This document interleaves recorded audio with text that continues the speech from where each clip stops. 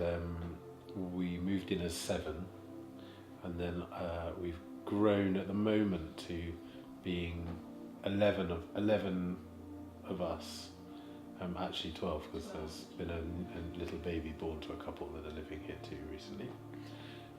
Yeah, we're interested to be, for whoever's living with us, to really see part of their growing into freedom. That our vision would be that when they leave, they're more equipped and more empowered, that their bank accounts are more sort of credible going forward, with businesses or with small businesses or whatever their calling and gifting is. We'd love people, if they're here for a healing journey and they're here for a few years, we'd love it when it's time for them to leave, if they're also more equipped and skilled to be able to financially support themselves when they leave as well, in whatever form that is.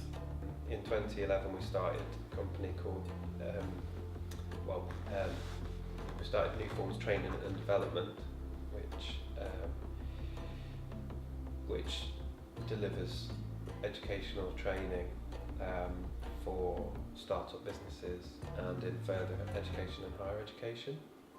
Now it's all focused, in the last year and a half, it's become more focused around what we're calling a New Forms Hub, which is a hub of activity, new forms of business that are where we're learning from the King and putting in principles and seeking him and doing that.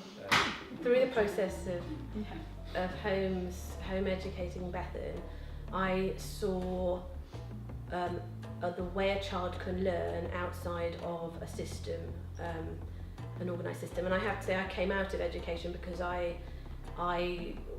had massive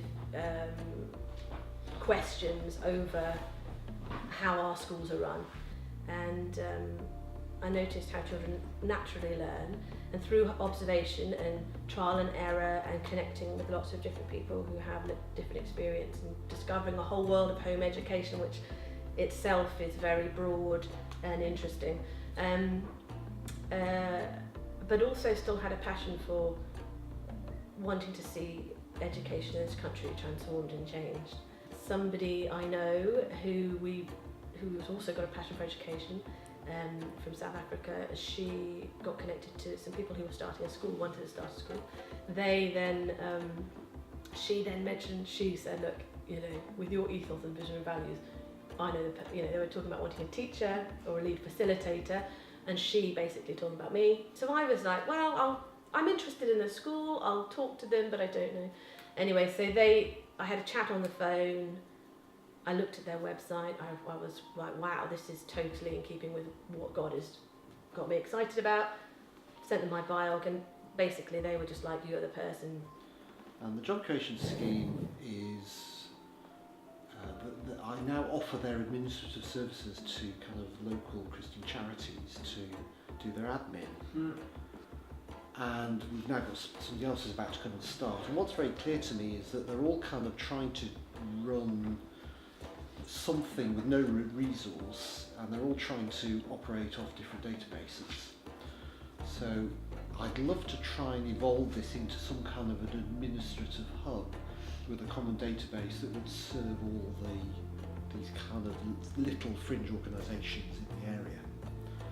We started on a journey a few years ago now of starting a group in our house, and we wanted to help people come to know Jesus who are far away from him, and help them quickly to tell more people about Jesus, so that the people in the towns and villages around us and around Somerset would get to know Jesus and see his kingdom spreading.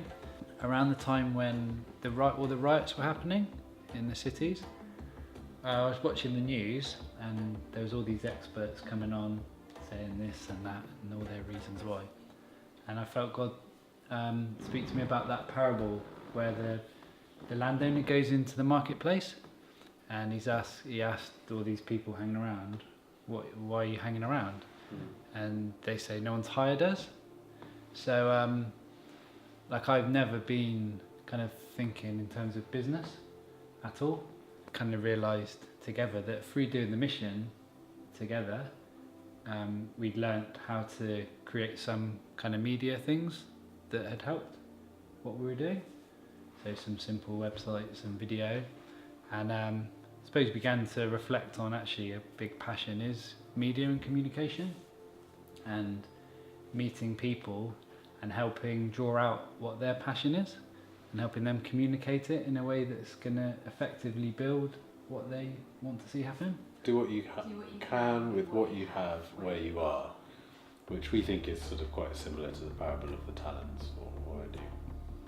And we think, okay, how do we just give to God what we've got? And they brought together areas of science, engineering, arts, pottery, etc. And out of that fueled ideas that kind of really propelled things in the Industrial Revolution. What would it take to see things like that happen again?